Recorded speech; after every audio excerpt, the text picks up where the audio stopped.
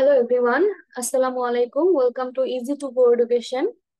আজকে আমরা বিজ্ঞান অনুসন্ধানী পাঠ নবম শ্রেণীর অধ্যায় 12 বাস্তুতন্ত্র এই চ্যাপ্টারটার যে বাকি টপিক গুলো আছে এগুলো নিয়ে আলোচনা করব। এই চ্যাপ্টারটা আমরা গত লেকচার ভিডিওতে শুরু করেছিলাম এবং বেশ কয়েকটা টপিক নিয়ে আমরা মোটামুটি আলোচনা করেছি। এখন আমরা দেখি বাকি যে টপিক গুলো রয়েছে এগুলো আমরা কভার করতে পারি কিনা। সো চলো দেরি না করে শুরু করা যাক। আমরা এই চ্যাপ্টারের শুরুতে বিভিন্ন জীবের যে নিবিড় সহাবস্থান এটা দেখেছিলাম। তারপরে এগুলোর কয়েকটা পার্ট ছিল, সেগুলো দেখেছিলাম।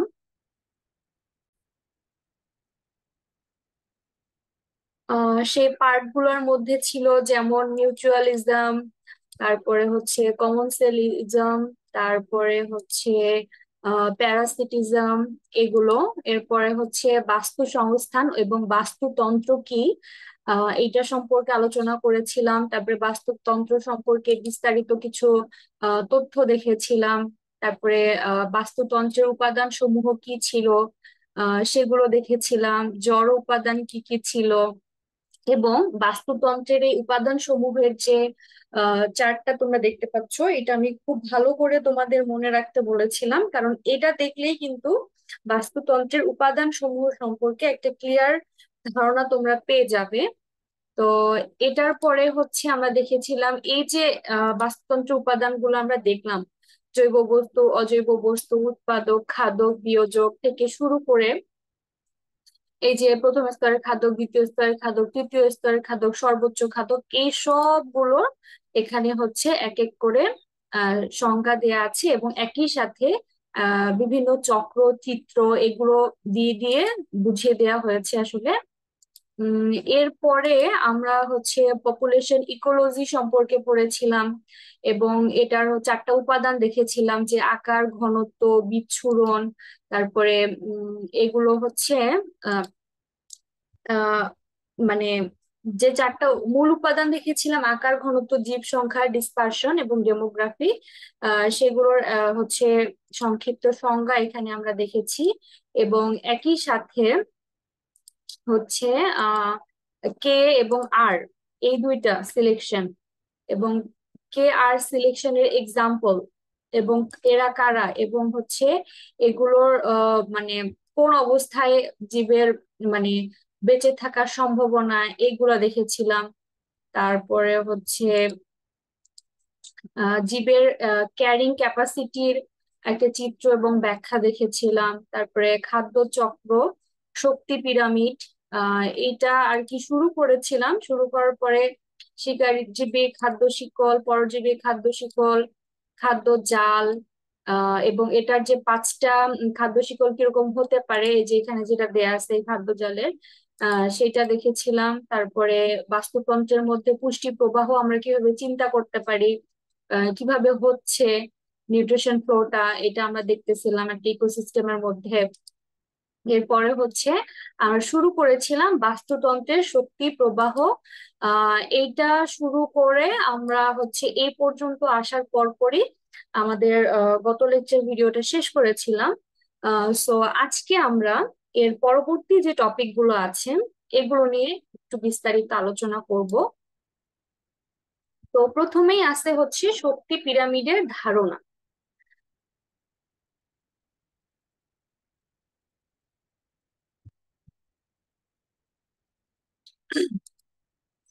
শক্তি পিরামিডের ধারণা দিতে গিয়ে তোমরা মানে তোমরা ইতিমধ্যে জেনে গেছো যে বাস্তুতন্ত্রে একটা খাদ্য স্তর থেকে অপর খাদ্য স্তরে মাত্র 10% শক্তি স্থানান্তরিত হয়, যেটা আমি আহ এর আগে পড়াতে গিয়ে বলেছিলাম। এবং বাকি তাপ শক্তি হিসেবে পরিবেশে ফিরে আসে, বাকি 90% থাকে সেটা হচ্ছে তাপ শক্তি হিসেবে পরিবেশের মধ্যে ফিরে আসে।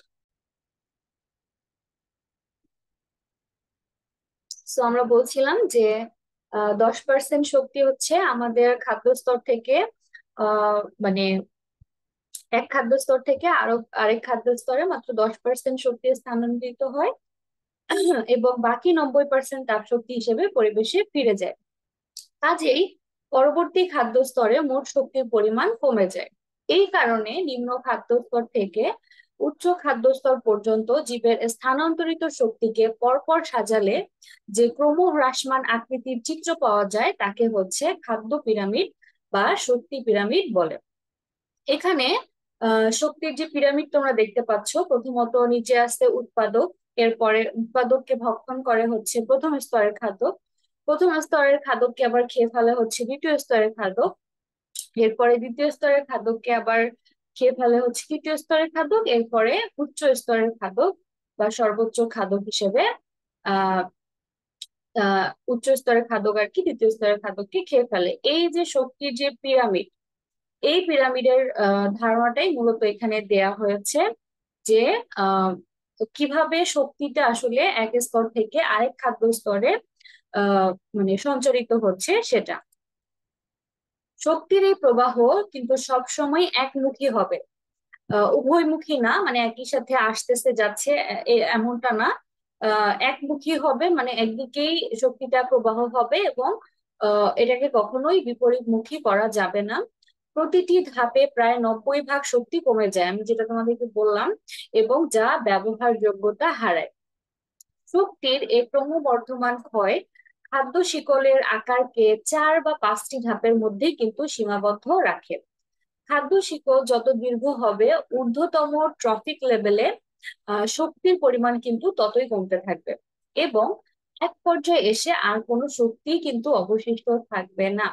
খাদ্য পিরামিডের বেলায় শুধু স্থানান্তরিত শক্তি নয়, জীবের সংখ্যা কিংবা জীব ভর পিরামিড আকারে সাজানো যায় এবং সেগুলো বাস্তুতন্ত্রের ভিন্ন ভিন্ন বিষয়ে আলোকপাত করে। এই যে এখানে বলছে যে আসলে আলটিমেটলি কিন্তু এই যে ধাপ আছে, শক্তির যে ক্রমবর্ধমান ক্ষয় হচ্ছে খাদ্য শিকলের মধ্যে, এখানে কিন্তু এটা 4 বা 5টা ধাপের মধ্যে কিন্তু সীমাবদ্ধ থাকতেছে। এরপরে আসি, আমরা হচ্ছে আহ পানি চক্র নিয়ে আলোচনা করব। পানি চক্র বলতে আসলে বায়ুমণ্ডলের ভূপৃষ্ঠে, এখানে পানি চক্রের একটা চিত্র দেয়া আছে, পরবর্তীতে আমরা সেটা দেখব যে পানি চক্র বলতে মূলত বায়ুমণ্ডলের ভূপৃষ্ঠে এবং ভূপৃষ্ঠের নিচে ভূগর্ভস্থ পানির পারস্পরিক আদান প্রদান এবং তাদের নিরবিচ্ছিন্ন প্রবাহকে বোঝায়। পৃথিবীতে প্রাণের উন্মেষের পেছনে পানির কিন্তু অনেক বড় একটা ভূমিকা রয়েছে এবং পৃথিবীর এই পানি চক্র সেই প্রাণীর বিকাশ, বিবর্তন ও অভিযোজনের কাজে কিন্তু সহায়তা করে যাচ্ছে। তোমরা সবাই কিন্তু জানো যে পানি আসলে কয়টা অবস্থায় থাকতে পারে। মূলত 3 অবস্থায় থাকতে পারে, আরেকটা অবস্থা আছে সেটা হচ্ছে প্লাজমা, এটা সাধারণত মানে বলা হয় না। তোমাদের পাঠ্য বই এখানে 3টা অবস্থার কথাই বলা আছে, পানি, কঠিন তরল এবং গ্যাস, এই 3 অবস্থাতেই থাকতে পারে এবং শক্তির বিনিময়ের মাধ্যমে পানি তার অবস্থার পরিবর্তন করে। শুধু তাই নয়, পৃথিবী পৃষ্ঠে প্রায় 3/4 পানি হওয়ার কারণে কিন্তু এটি বিপুল পরিমাণ তাপ শক্তির আধার হিসেবে কাজ করে। কাজেই পানির সঙ্গে শক্তির যে আদান প্রদানের মাধ্যমে চলমান পানির চক্র পৃথিবীর স্থিতিশীলতার পিছনে একটা অনেক বড় ভূমিকা রাখে। তোমরা কিন্তু জানো যে পানি চক্রে পানি তার কঠিন তরল ও গ্যাসীয় অবস্থার পরিবর্তন করে, কিন্তু এই পরিবর্তন হচ্ছে ভৌত পরিবর্তন, তাই পানির মোট পরিমাণ বা অণুর সংখ্যার কোনো পরিবর্তন হয় না। পানি চক্রে পানিকে তার অবস্থার পরিবর্তনের জন্য বাষ্পীভবন, গলন, ঘনীভবন, ঊর্ধ্বপাতন এবং অবক্ষেপ ইত্যাদি প্রক্রিয়ার মধ্য দিয়ে যেতে হয়। পানি চক্রের বিভিন্ন ধাপ কোন প্রক্রিয়ার মাধ্যমে সংগঠিত হয় তার নিচে তার সংক্ষিপ্ত আলোচনা করা হলো। দেখি তাহলে আলোচনাটাতে কি বলা হয়েছে যে প্রথমত বায়ুমণ্ডলে যে জলীয় বাষ্প রয়েছে, বাষ্পীভবন, মানে এর মধ্যে কয়েকটা আসলে মানে পার্ট করে তারা দেখিয়েছে, বাষ্পীভবন কি, ঊর্ধ্বপাতন কি, প্রস্বেদন, তারপরে হচ্ছে ভূপৃষ্ঠে পানি, ঘনীভবন, বৃষ্টিপাত। আচ্ছা ঠিক আছে, আমরা এগুলো একটু আলোচনা করি তাহলে বুঝতে পারবো যে আসলে মূল বিষয়টা কি। বাষ্পীভবনে আসলে কি হয়? বাষ্পীভবনে হচ্ছে সূর্য হচ্ছে পৃথিবীর সকল শক্তির উৎস এবং এই সূর্য আবার পৃথিবী পৃষ্ঠের পানি বাষ্পীভবনের জন্য প্রয়োজনীয় শক্তি সরবরাহ করে থাকে। বা এটা কিন্তু হ্যাঁ, এখানে তো বলাই আছে যে এটা সকল শক্তির উৎস, তাহলে এটা হচ্ছে অবশ্যই পৃথিবী পৃষ্ঠের পানির বাষ্পীভবনের জন্য কিন্তু একটা শক্তি সরবরাহ করছে। এবং পৃথিবী পৃষ্ঠের তরল পানি সূর্যের আলো থেকে তাপ গ্রহণ করে বাষ্পে পরিণত হয়ে আবার কিন্তু বায়ুমণ্ডলে মিশে যায়। তাহলে এখন আমরা দেখব ঊর্ধ্বপাতন কোনটা। বরফ কিংবা তুষার সাধারণত গলে পানিতে রূপান্তরিত হয়, কিন্তু যদি বাতাসের চাপ আবার কম থাকে এবং বাতাস শুষ্ক থাকে, তাহলে ঊর্ধ্বপাতন প্রক্রিয়ায় বরফ কিংবা তুষার সরাসরি বাষ্পে পরিণত হতে পারে। শক্তি ব্যয়ের বিবেচনা করলে এটি কম শক্তি খরচ করে ঘটানো সম্ভব। তাই পর্বত চূড়ার বরফে কিংবা মেরু অঞ্চলের বরফ থেকে এই প্রক্রিয়ায় বরফ বাষ্পে রূপান্তরিত হয়ে বায়ুমণ্ডলে প্রবেশ করে থাকে। প্রস্বেদন, বাষ্পীভবন ও ঊর্ধ্বপাতন এই দুইটি প্রক্রিয়া ছাড়াও উদ্ভিদ তার পাতার মাধ্যমে প্রস্বেদন প্রক্রিয়ায় বায়ুমণ্ডলে প্রচুর পরিমাণ জলীয় বাষ্প নির্গমন করে থাকে। প্রশোধনকে তোমরা হচ্ছে নির্গমন এই ওয়ার্ডটা দিয়েও মনে রাখতে পারো, যে আহ এটা হচ্ছে বাষ্পীভবন এবং ঊর্ধ্বপাতন এই দুইটা প্রক্রিয়াকে ইউজ করে তার পাতার মাধ্যমে প্রস্বেদন প্রক্রিয়ার মাধ্যমে বা নির্গমন প্রক্রিয়ার মাধ্যমে বায়ুমণ্ডলে প্রচুর পরিমাণ জলীয় বাষ্প বের করে দেয়। এরপরে হচ্ছে ভূপৃষ্ঠে পানি। এখানে হচ্ছে আহ আমরা দেখলাম প্রথমত বায়ুমণ্ডলের জলীয় বাষ্পের মধ্যে বাষ্পীভবন, ঊর্ধ্বপাতন, প্রস্বেদন। এখন ভূপৃষ্ঠে পানি হচ্ছে ভবনটা কি সেটা আমরা দেখব। বাতাসের জলীয় বাষ্প উপরে উঠে শীতল হয়ে ঘনীভবন প্রক্রিয়ায় দ্রুত জল কণা এবং বরফ কণায় পরিণত হয় এবং শেষ পর্যন্ত এটা একত্রিত হয়ে মেঘে রূপান্তরিত হয়, যেগুলো আর কি আমরা আকাশে দেখতে পাই। এবং একই সাথে এই মেঘ থেকেই পরে বৃষ্টিপাত হয়। আমরা বৃষ্টিপাত সম্পর্কে ওখানে আলাদাভাবে বলা হয়েছে, সেটা দেখব। যে ক্ষুদ্র জলকণা একত্র হয়ে এক সময় বড় পানির ফোঁটায় রূপান্তরিত হয়ে বৃষ্টির পানি হিসেবে আমাদের সেটা আবার পৃথিবী পৃষ্ঠে ফিরে ফিরে আসে। তবে বৃষ্টির ফোঁটা হিসেব তৈরির জন্য কিন্তু সেটিকে কোনো ধরনের ধূলিকণা বা অন্য কোনো আবার কণার উপরে জমা হতে হয়। তাপমাত্রা আহ বেশি কমে গেলে জলকণাগুলো বরফের কণায় রূপান্তরিত হয়ে তুষার কিংবা শিলাবৃষ্টি হিসেবে কিন্তু পৃথিবীতে নেমে আসে। তাহলে এই যে পানি চক্র, পানি চক্রটা বোঝার আগে আমাদের আগে দেখতে হবে যে পানির প্রবাহটা আসলে কি কিভাবে হচ্ছে। সেটা হলো বৃষ্টির পানি যে অংশ মাটি চুইয়ে ভূগর্ভে না ঢুকে যায়, সেটি ভূপৃষ্ঠের উপর দিয়ে প্রবাহিত হয়ে নদী নালা হয়ে শেষ পর্যন্ত কিন্তু সমুদ্রে এসে জমা হয়। কোনো কোনো স্থানে বাতাস কিছু জলীয় বাষ্পকে মেঘ হিসেবে বহন করে পাহাড়ের চূড়ায় নিয়ে যায় এবং মেঘ ঠান্ডা হয়ে সেখানে তুষারের সৃষ্টি করে। মেরু অঞ্চল বা পর্বতশৃঙ্গ যদি ঊর্ধ্বপাতন প্রক্রিয়ায় পানি বাষ্পীভূত হওয়ার হার থেকে তুষার গঠনের হার বেশি হয়, তাহলে কি হবে? তাহলে হচ্ছে বরফের চূড়া গঠিত হবে এবং গরমকালে সূর্যের তাপে তুষার গলে পানিতে পরিণত হয় এবং সেই পানি পাহাড় থেকে নিচে নেমে আসতে থাকে। এভাবে পাহাড়ের ঢালে ছোট ছোট নদীর সৃষ্টি হয়। এসব ছোট ছোট নদী আবার সমতল ভূমিতে পতিত হয়ে বড় নদীর সৃষ্টি করে। সবশেষে আবার সেই পানি কিন্তু সাগরে গিয়ে পতিত হয়। এখানে যে চিত্রটা তোমরা দেখতে পাচ্ছ যে পানি চক্র, এখানে হচ্ছে এতক্ষণ তোমাদেরকে যেই টপিক গুলো বললাম যে বাষ্পীভবন, ঊর্ধ্বপাতন, প্রস্বেদন, ঘনীভবন, বৃষ্টিপাত, এগুলো সম্পর্কেই বলা হচ্ছে যে বাষ্পীভবনের মাধ্যমে আহ পানি হচ্ছে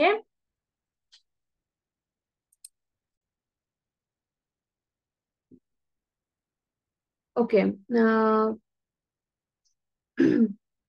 আমরা এই চিত্রটাতে ছিলাম, এই চিত্র হচ্ছে বাষ্পীভবন। বাষ্পীভবনে হচ্ছে এই যে যে পানিটা আছে আর কি আমাদের ভূপৃষ্ঠে, সেটা বাষ্পীভবন হয়ে এই তো আবার মানে আকাশে চলে যাচ্ছে, মানে সূর্য সেটাকে আমরা বাষ্পীভবনে দেখেছিলাম যে সূর্য হচ্ছে পৃথিবীর সকল উৎস এবং সূর্য পৃথিবীতে পানি বাষ্পীভবনের জন্য প্রয়োজনীয় শক্তি সরবরাহ করে এবং পৃথিবী পৃষ্ঠের তরল পানি সূর্যের আলো থেকে তাপ শক্তি গ্রহণ করে বাষ্পে পরিণত হয়ে বায়ুমণ্ডলে মিশে যায়। এটা আর কি আলটিমেটলি এই বায়ুমণ্ডলেই মিশে যাচ্ছে। এবং আহ তারপরে এখানে ঘনীভবন দেখানো হয়েছে, যে মেঘের সৃষ্টি হচ্ছে, এরপরে বৃষ্টিপাত দেখানো হচ্ছে, তারপরে এটা আবার পরিবহন হচ্ছে এবং ঊর্ধ্বপাতন হচ্ছে। তারপরে এইগুলো আর কি। এটাই আর কি আলটিমেটলি পানির যে একটা চক্র সৃষ্টি হচ্ছে, বায়ুমণ্ডলের সাথে মিশে যাওয়া, আবার হচ্ছে পানিটা মানে পাহাড়ের চূড়া থেকে বহন করে হচ্ছে মেরু অঞ্চলে। তারপরে হচ্ছে এই যে এখানে আমরা দেখলাম না পানির যে প্রবাহটা, আহ পাহাড়ের ঢালে ছোট ছোট নদীর সৃষ্টি হয়, এসব ছোট ছোট নদী আবার সমতল ভূমিতে পতিত হয়ে বড় নদীর সৃষ্টি করে, সবশেষে এই পানি গিয়ে আবার সাগরে পতিত হয়। এগুলোই আসলে। সো এখন আমরা আলোচনা করব হচ্ছে ভূগর্ভে পানি, এই টপিকটা নিয়ে। তো ভূগর্ভে পানি এই টপিকটা আমরা শুরু করতে যাচ্ছি। অনুপ্রবেশ। এখানে প্রথমেই এটা বলা আছে যে প্রক্রিয়ার মাধ্যমে বৃষ্টির পানি মাটি চুইয়ে ভূগর্ভে ঢুকে যায় তাকে অনুপ্রবেশ বলে। এখন প্রথমত তোমরা চিন্তা করো যে বৃষ্টি যখন হচ্ছে, পানিটা কিন্তু আমাদের ভূপৃষ্ঠে এসে জমা হচ্ছে। তো ভূপৃষ্ঠে এসে জমা হওয়ার পরে মাটিতে থাকতে থাকতে একটা সময় কিন্তু মাটি সেই পানিটাকে অ্যাবজর্ব করে নেয়, এবং এই প্রক্রিয়াটাকে বলা হচ্ছে অনুপ্রবেশ। এবং ভূগর্ভে কতটুকু জমা হবে সেটি নির্ভর করে হচ্ছে পানি কত গভীরে প্রবেশ করছে এবং সেখানে মাটির স্তর কিরকম তার উপর। পাথর কম পানি ধরে রাখতে পারে, সেই তুলনায় মাটি আবার বেশি পানি ধরে রাখতে পারে।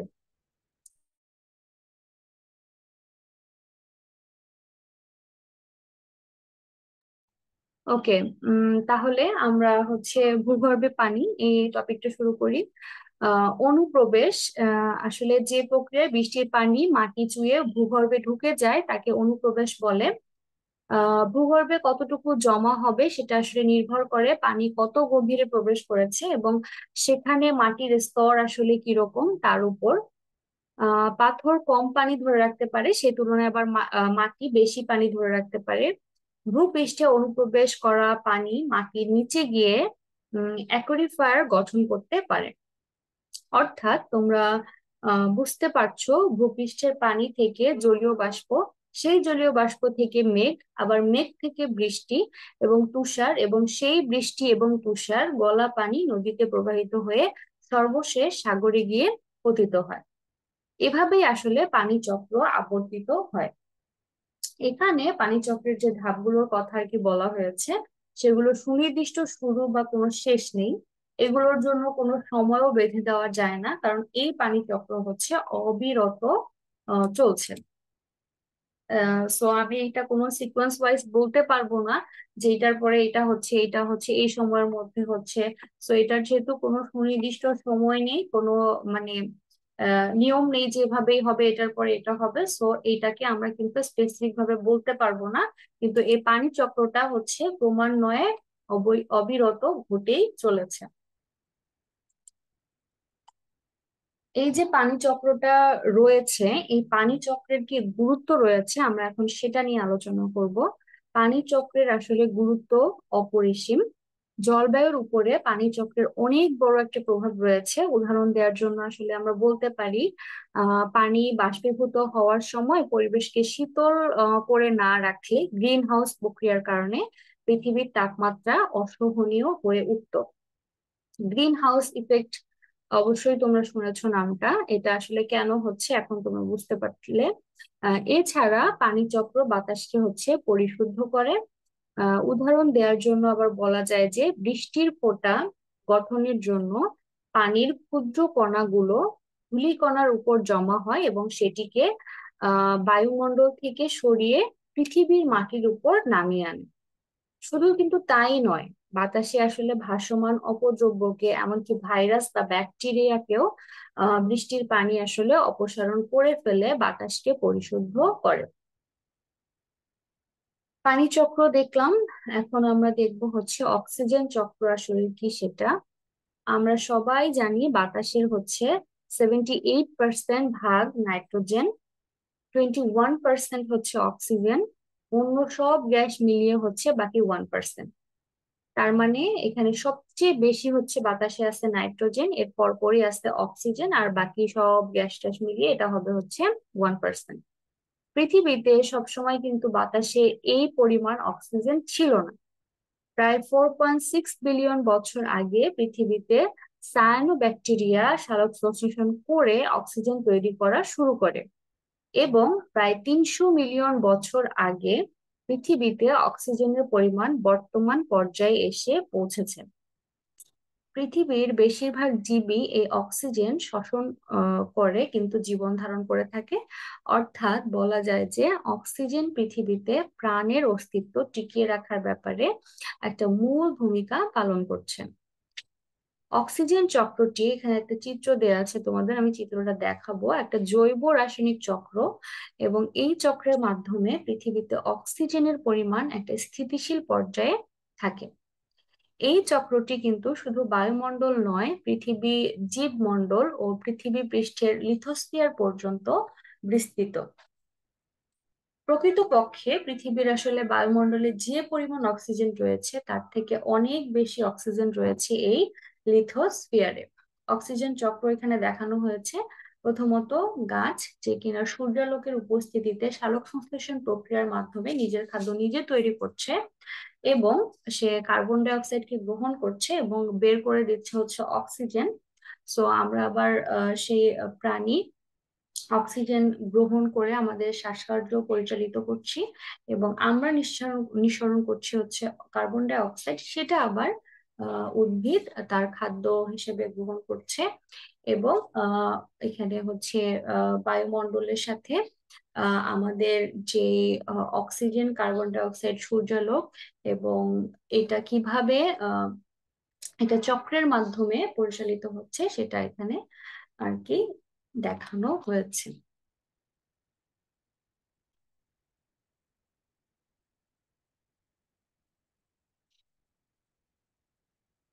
আচ্ছা, অক্সিজেন চক্রকে কিন্তু তিন ভাগে ভাগ করা যায়। প্রথম ধাপে পৃথিবীর সকল সবুজ উদ্ভিদ সালোক সংশ্লেষণ প্রক্রিয়ার জন্য বায়ুমণ্ডলের কার্বন ডাই অক্সাইড গ্যাস গ্রহণ করে এবং নিজেদের জন্য খাদ্য তৈরি করে উপজাত দ্রব্য হিসেবে অক্সিজেনকে ত্যাগ করে। দ্বিতীয় ধাপে সকল শ্বসনকারী জীব তাদের শ্বসনের জন্য অক্সিজেন গ্রহণ করে। তৃতীয় ধাপে সকল জীব নিঃশ্বাসের সঙ্গে কার্বন ডাই অক্সাইড ত্যাগ করে, এবং যেটি আবার উদ্ভিদের কাছে সালোক সংশ্লেষণের জন্য ফেরত দেয়। এখানে আমি এই চিত্রটিতে বলেছিলাম অলরেডি কথাটা। আহ এভাবে বায়ুমণ্ডলে অক্সিজেনের পরিমাণ স্থিতিশীল থাকে। এখানে উল্লেখ্য, পৃথিবীর স্থলভাগ থেকে যে পরিমাণ অক্সিজেন নির্গত হয়, সামুদ্রিক উদ্ভিদ থেকে সালোক সংশ্লেষণের মাধ্যমে প্রায় সমপরিমাণ অক্সিজেন আবার বের হয়। এছাড়াও পৃথিবীর লিথোস্ফিয়ার থেকেও কিছু পরিমাণ অক্সিজেন বায়ুমণ্ডলে আদান প্রদান হয়ে থাকে। অক্সিজেন পৃথিবীর বায়ুমণ্ডলের সবচেয়ে গুরুত্বপূর্ণ উপাদান। এই গ্যাসটি নিম্নলিখিত কিছু কাজ রয়েছে, সেই কাজে আর কি ব্যবহার করা হয়, এবং অক্সিজেন চক্রের অবশ্যই গুরুত্ব রয়েছে। আমরা এখন সেই গুরুত্বটা সম্পর্কে জানবো, যে জীব শ্বসনের মাধ্যমে অক্সিজেন গ্রহণ করে এবং অক্সিজেনের সঙ্গে খাদ্যের দহনের মাধ্যমে নিজের জন্য শক্তি উৎপাদন করে। তাহলে অক্সিজেন চক্রের প্রথম গুরুত্ব সম্পর্কে আমরা জানলাম, যে এটা হচ্ছে যে তার শ্বসন প্রক্রিয়া রয়েছে, সেই প্রক্রিয়ার মাধ্যমে অক্সিজেন গ্রহণ করে জীব অক্সিজেনের সঙ্গে তার খাদ্যের দহনের মাধ্যমে নিজের জন্য তার শক্তি উৎপাদন করে।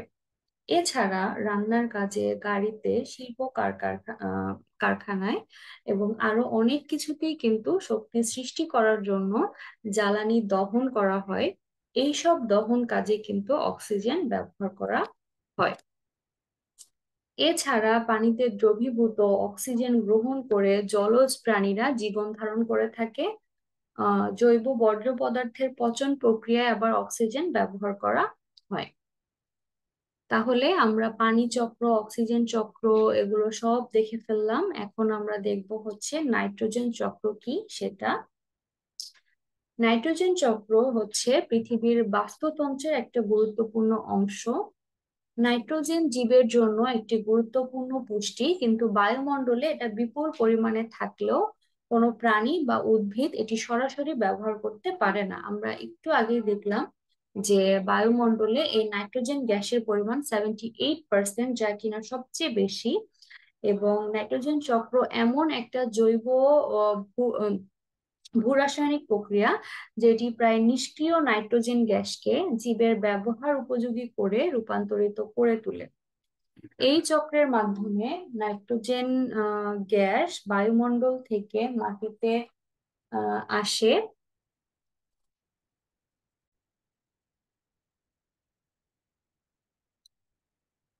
Okay, তাহলে আমরা আরেকবার নাইট্রোজেন চক্রটা দেখি। সেটা হচ্ছে, নাইট্রোজেন চক্র হচ্ছে পৃথিবীর বাস্তুতন্ত্রের একটা গুরুত্বপূর্ণ অংশ। নাইট্রোজেনের জীবের জন্য একটা খুবই গুরুত্বপূর্ণ পুষ্টি, কিন্তু বায়ুমণ্ডলে হচ্ছে এটা বিপুল পরিমাণে থাকলেও, যেটা আমি বেশ কয়েকবার বললাম যে এটা সবচেয়ে বেশি থাকে 78%, কোনো প্রাণী বা উদ্ভিদ এটা সরাসরি ব্যবহার করতে পারবে না। নাইট্রোজেন চক্র এমন একটা জৈব আহ, ভূরাসায়নিক প্রক্রিয়া যেটি কি প্রায় নিষ্ক্রিয় নাইট্রোজেন গ্যাসকে জীবের ব্যবহার উপযোগী করে রূপান্তরিত করে তোলে। এই চক্রের মাধ্যমে কি হয়, নাইট্রোজেন গ্যাস বায়ুমণ্ডল থেকে মাটিতে আসে এবং চক্র শেষ করে কিন্তু আবার বায়ুমণ্ডলে ফিরে যায়। নাইট্রোজেন চক্রের কয়েকটি সক্রিয় প্রক্রিয়া আমরা এখন দেখবো বলেছিলাম। এই যে এটা হচ্ছে নাইট্রোজেন চক্র। এই নাইট্রোজেন চক্রটা এখানে হচ্ছে যেটা বলা হয়েছে যে এটা চক্র শেষ করে কিন্তু আহ বায়ুমণ্ডলে আবার ফিরে যাবে। বায়ুমণ্ডলে কিন্তু এটা আবার চক্র শেষ করে ফিরে যাবে। সো এখানে যে নাইট্রোজেন ফিক্সেশন, তারপরে হচ্ছে অ্যাসিমিলেশন, তারপরে অ্যামোনিফিকেশন, তারপরে ডিনাইট্রিফিকেশন, এগুলা হচ্ছে এখানে দেখানো হয়েছে চিত্রটাতে। আমরা যদি একটু আলোচনাগুলোর দিকে লক্ষ্য করি তাহলে আমরা আরো সঠিকভাবে আর কি বুঝতে পারবো যে নাইট্রোজেন ফিক্সেশন আসলে কি। নাইট্রোজেন ফিক্সেশনে যাওয়ার আগে আমরা একটু দেখে নিই, আমাদের আর খুব বেশি কিন্তু টপিক নেই। এগুলো আমরা খুবই মানে ক্লিয়ার ভাবে আলোচনা করলেও আমাদের টপিক গুলো আজকের মধ্যে কভার হয়ে যাবে। সো নাইট্রোজেন চক্র শুরু হয় হচ্ছে নাইট্রোজেন ফিক্সেশন দিয়ে, যেখানে নির্দিষ্ট ব্যাকটেরিয়া দিয়ে আসলে বায়ুমণ্ডলের নাইট্রোজেন অ্যামোনিয়াতে রূপান্তরিত হয়। এই ব্যাকটেরিয়া গুলো আবার মাটিতেই থাকে এবং এটি হচ্ছে উদ্ভিদের সঙ্গে এই ব্যাকটেরিয়া গুলোর এক ধরনের সিম্বিওটিক সম্পর্ক। নাইট্রিফিকেশন এটা কি? এটা হচ্ছে এই প্রক্রিয়ায় অ্যামোনিয়া প্রথমে নাইট্রাইট এবং পরে নাইট্রাইট আয়নে রূপান্তরিত হয়। এবার নাইট্রেটে পরিণত হলে উদ্ভিদ খুব সহজে সেটির পুষ্টি অংশ হিসেবে গ্রহণ করতে পারে। অ্যামোনিয়া কিন্তু যখন নাইট্রেটে মানে পরিণত হয়, এবং নাইট্রেট কিন্তু যখন আয়নে রূপান্তরিত হয়, আহ, এবং এই জিনিসটা মনে রাখবে যে একবার নাইট্রেটে পরিণত হলে উদ্ভিদ খুব সহজে সেই পুষ্টির অংশ হিসেবে গ্রহণ করতে পারে। এরপরে আছে হচ্ছে অ্যাসিমিলেশন। এই প্রক্রিয়া উদ্ভিদ মাটি থেকে নাইট্রেট গ্রহণ করে সেগুলো ব্যবহার করে নাইট্রোজেন গঠিত অ্যামিনো অ্যাসিড এবং অন্যান্য অণু গঠন করে, যেগুলো হচ্ছে ডিএনএ এবং প্রোটিন তৈরি করার জন্য গুরুত্বপূর্ণ উপাদান। প্রাণী তাদের প্রয়োজনীয় নাইট্রোজেন উদ্ভিদ থেকে পেয়ে থাকে। এরপরে আসে হচ্ছে অ্যামোনিফিকেশন। যখন উদ্ভিদ কিংবা প্রাণীর মৃত্যু ঘটে তখন ব্যাকটেরিয়া এবং ফানজাই এদের দেহাবশেষ পচিয়ে আবার অ্যামোনিয়াতে রূপান্তরিত করে দেয়। নাইট্রোজেন ফিক্সেশনে প্রস্তুতকৃত অ্যামোনিয়া যেভাবে নাইট্রেটে পরিণত হয়, ঠিক একইভাবে অ্যামিনোফিকেশনে প্রস্তুত অ্যামোনিয়াও কিন্তু নাইট্রেটে পরিণত হয়। ডিনাইট্রিফিকেশন। ডিনাইট্রিফিকেশন হচ্ছে অক্সিজেনের ঘাটতি আছে এরকম এলাকায় এই প্রক্রিয়ার মাধ্যমে ডিনাইট্রিফাইং ব্যাকটেরিয়া নাইট্রেটকে ভেঙে আবার নাইট্রোজেনে পরিণত করে বায়ুমণ্ডলে ফিরিয়ে দেয়। এখানে উল্লেখ্য যে অতিরিক্ত রাসায়নিক সার ব্যবহার করার কারণে কিন্তু মাটিতে নাইট্রেটের পরিমাণ বেড়ে গিয়ে সেটি এক ধরনের পরিবেশ দূষণের সৃষ্টি করে। কাজেই আমাদের রাসায়নিক সার ব্যবহারে কিন্তু অবশ্যই সতর্ক হতে হবে। এবং নাইট্রোজেন চক্রটির সঠিক নিয়ন্ত্রণ মানুষের জন্য এখন একটা জরুরি বিষয় হয়ে দাঁড়িয়েছে। নাইট্রোজেন চক্রের অবশ্যই অনেক গুরুত্ব রয়েছে। আমরা এখন এই গুরুত্বগুলো আলোচনা করব, যে এই চক্র উদ্ভিদকে তার অন্যতম গুরুত্বপূর্ণ জৈব অণু ক্লোরোফিল তৈরি করার ব্যাপারে কিন্তু সহায়তা করে। অ্যামোনিফিকেশন প্রক্রিয়ার মাধ্যমে ব্যাকটেরিয়া এবং ফানজাই মৃত জীবের দেহাবশেষকে পচিয়ে পরোক্ষভাবে পরিবেশ পরিষ্কার করে রাখে।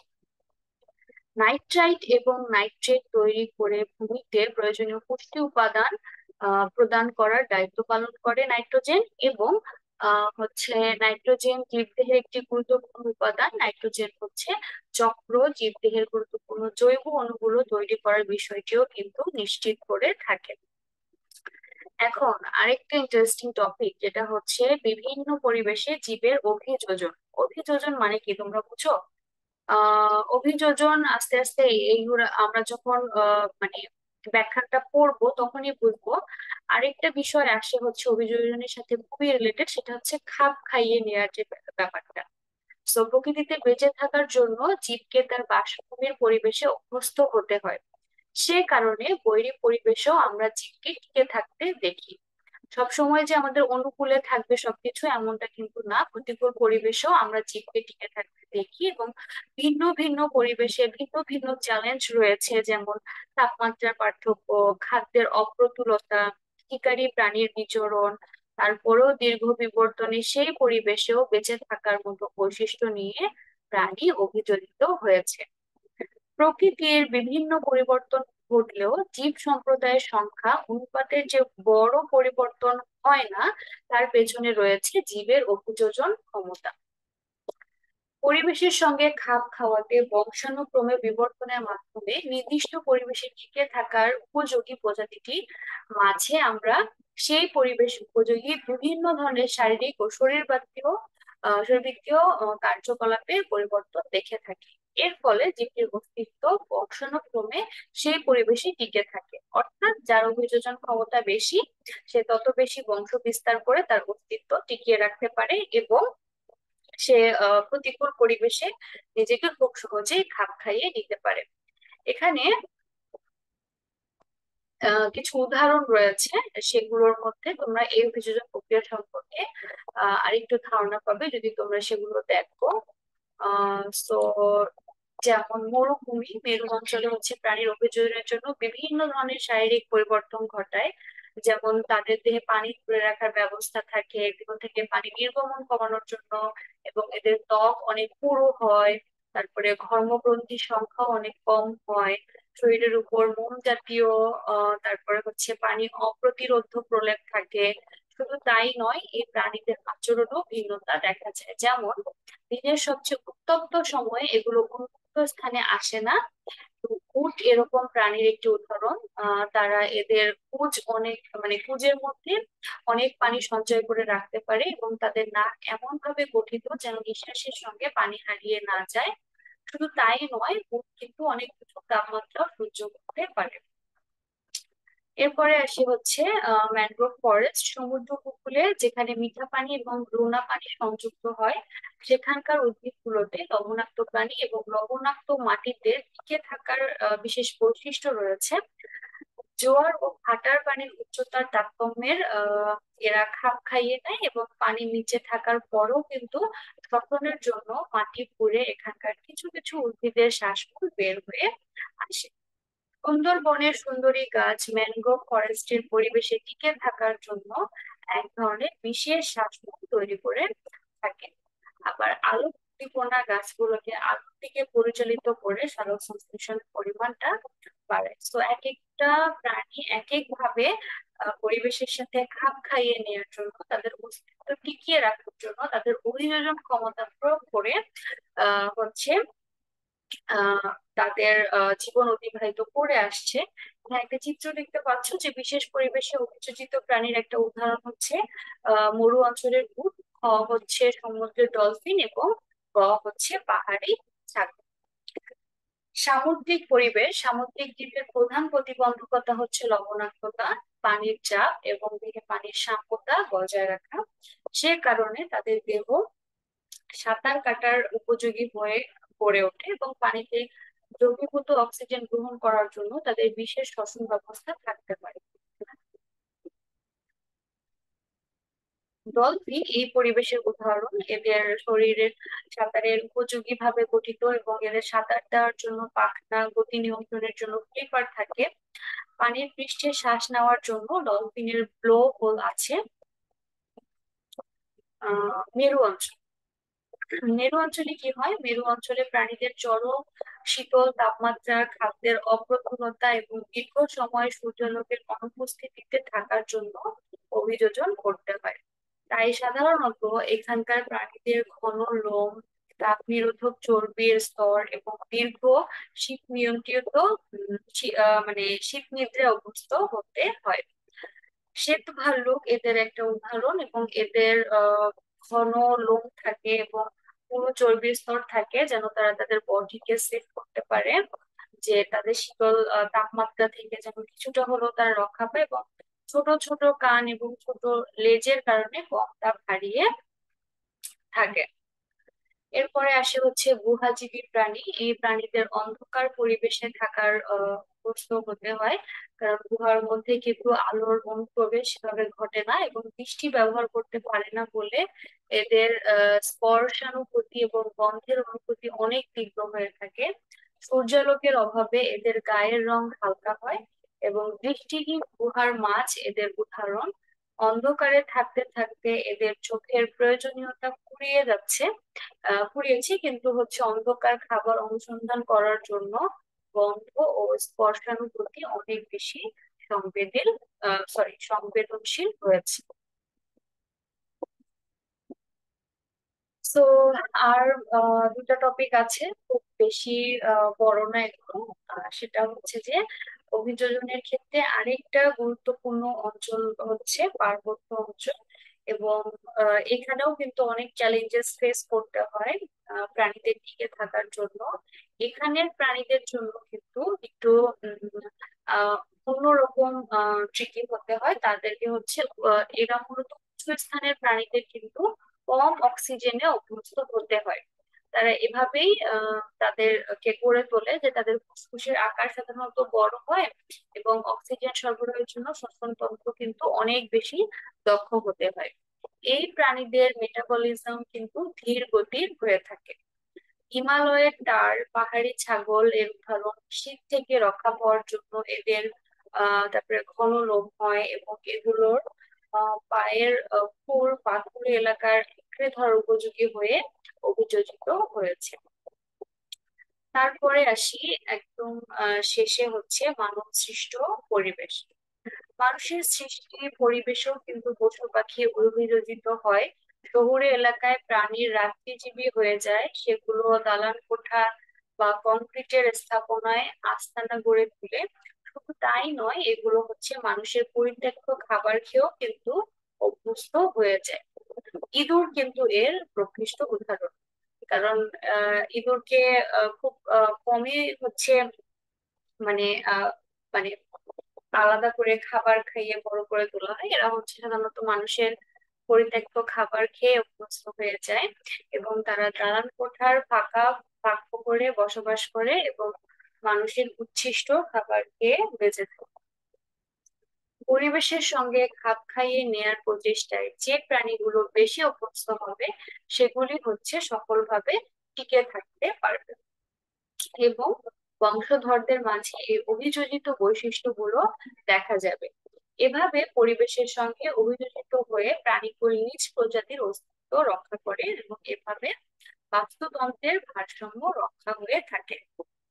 তো আমরা কিন্তু বাস্তুতন্ত্র সম্পর্কে তাহলে একটা পরিপূর্ণ ধারণা শেষমেশ পেলাম। এবং লাস্ট যে টপিকটা ছিল তোমাদের অভিযোজন, সেখানে আসলে বিভিন্ন প্রতিকূলতা কাটিয়ে কিভাবে বিভিন্ন প্রাণী বিভিন্ন অঞ্চলের জন্য তাদের নিজেদেরকে তৈরি করে থাকে সেগুলো সম্পর্কে বলা হয়েছে। আমরা বিভিন্ন ধরনের জলবায়ু পরিবর্তন দেখছি, তারপরে পরিবেশের মধ্যে আহ নানা ধরনের চেঞ্জেস আসছে, সবকিছুর মধ্যে কিন্তু আমাদেরকে খাপ খাইয়ে নিতে হয়। সো আমাদের এই অভিযোজন ক্ষমতার কারণেই কিন্তু আমরা এগুলো, এই সকল প্রতিকূলতাকে কাটিয়ে তুলে নিজের অস্তিত্ব এবং আমাদের বিভিন্ন ধরনের প্রজাতিকে এখন পর্যন্ত টিকিয়ে রাখতে সক্ষম হয়েছি। তো এমন না যে মানব সৃষ্ট পরিবেশে কোনো প্রতিকূলতা নেই, আসলে মানব সৃষ্ট পরিবেশেও অনেক ধরনের প্রতিকূলতা থাকে, সেগুলোকে কাটিয়ে উঠে আসলে প্রত্যেককে জীবন অতিবাহিত করতে হয়। তো আমরা আজকে খুব বেশি টপিক না পড়লেও এই পুরো চ্যাপ্টারটাই আসলে আমি বলবো যে একটু পড়লেই বোঝার মতো একটা চ্যাপ্টার। মোটামুটি সবকিছুই তোমরা একটু লক্ষ্য করলেই বুঝতে পারবে। সো একদম পানি চক্র, তারপরে হচ্ছে অক্সিজেন চক্র, নাইট্রোজেন চক্র, যেগুলো আর কি আমরা দেখলাম, এগুলোর মূলত হচ্ছে কোনটা দিয়ে কি বোঝাচ্ছে, এর ছোট ছোট কিছু টার্ম আছে, এগুলো তোমরা মনে রাখবে। এখানে চিত্রগুলো আসলে খুব একটা এখানে জাস্ট বোঝার জন্য দিয়েছে, যে চিত্র থেকে যে খুব বেশি ইনফরমেশন তোমরা মনে রাখতে পারবে এমনটাও না, জাস্ট বোঝার জন্য দেয়া। তারপরে হচ্ছে বিভিন্ন যে চক্রগুলো রয়েছে এগুলোর হচ্ছে গুরুত্বটা একটু মনোযোগ সহকারে দেখবে তোমরা। এগুলো হচ্ছে ইম্পর্টেন্ট, এবং বিভিন্ন পরিবেশে বিভিন্ন জীবের যে অভিযোজন প্রক্রিয়াটা রয়েছে সেটা তোমরা দেখবে। যেমন মরুভূমি যেটা আমি পড়ালাম, ম্যানগ্রোভ ফরেস্ট, সামুদ্রিক পরিবেশ, মেরু অঞ্চল, উভয়জীবী প্রাণী, তারপরে হচ্ছে পার্বত্য অঞ্চলের প্রাণী, মানব সৃষ্ট পরিবেশ, এই সকল সিচুয়েশনে যদি তোমাকে কোনো একটা কন্ডিশন বলে দেওয়া হয় যে এই সিচুয়েশনে এটা কিভাবে আসলে আমরা মানে চিন্তা করতে পারি, বা এর অভিযোজন ক্ষমতার মানে অভিযোজন ক্ষমতা যে রয়েছে, কিভাবে কিভাবে সে সেটা অর্জন করেছে, বা কিভাবে সে এই প্রতিকূল পরিবেশকে কাটিয়ে উঠতে শিখেছে, এই ধরনের যে কোনো প্রশ্ন আসলে আশা করি তোমরা তোমাদের যে এই এই মানে বেসিক নলেজটা খাটিয়ে আশা করি উত্তর দিতে পারবে। সো আজকের আলোচনা আমরা এখানেই শেষ করছি এই চ্যাপ্টারটা। আমি বারবার বলছি যে তোমরা একটু পড়লে বুঝতে পারার মতো চ্যাপ্টার। সো আশা করি টোটাল চ্যাপ্টারটার কোন টপিক কারো বুঝতে খুব একটা বেশি অসুবিধা হয়নি। কিন্তু এরপরও যদি তোমাদের কোনো স্পেসিফিক টপিকে কোনো ধরনের কোনো জিজ্ঞাসা থাকে, বা তোমাদের কাছে মনে হয় যে এটা হচ্ছে আরেকবার আরেকটু হচ্ছে মানে ক্লিয়ার করে নেওয়া দরকার, তাহলে তোমরা কমেন্ট বক্সে কমেন্ট করতে পারো। সকলকে অসংখ্য ধন্যবাদ পুরো লেকচার ভিডিওটিতে আমাদের সাথে থাকার জন্য। সকলে অনেক ভালো থাকবে, সুস্থ থাকবে। আল্লাহ হাফেজ।